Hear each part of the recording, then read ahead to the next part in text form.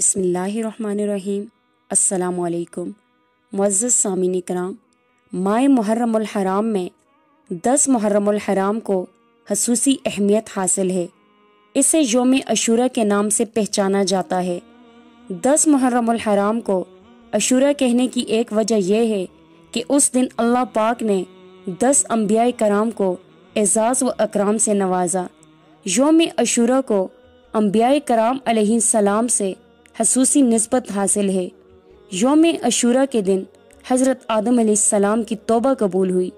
یوم عاشورہ کے دن حضرت موسیٰ علیہ السلام کی مدد کی گئی اور فرعون کو ہلاک کیا گیا۔ عاشورہ کے دن حضرت نوح علیہ السلام کی کشتی جودی پہاڑ پر ٹھہری۔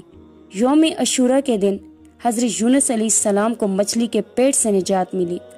یوم عاشورہ کے دن حضرت یوسف علیہ السلام کو کنویں سے نکالا گیا۔ یوم عاشورہ کے دن حضرت عیسیٰ علیہ السلام کی ولادت ہوئی اور اسی دن ان کو آسمان پر اٹھایا گیا۔ یوم عاشورہ کے دن حضرت داؤد علیہ السلام کی توبہ قبول ہوئی۔ یوم عاشورہ کے دن حضرت ابراہیم علیہ السلام کی ولادت ہوئی۔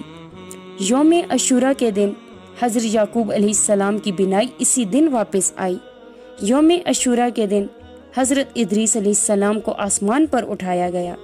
یوم عاشورہ کے دن حضرت ایوب علیہ السلام کی آزمائش دور ہوئی۔ یوم عاشورہ کے دن حضرت سلیمان علیہ السلام کو بادشاہیت عطا کی گئی۔ یوم عاشورہ کے دن کو اسلام میں بہت زیادہ اہمیت حاصل ہے۔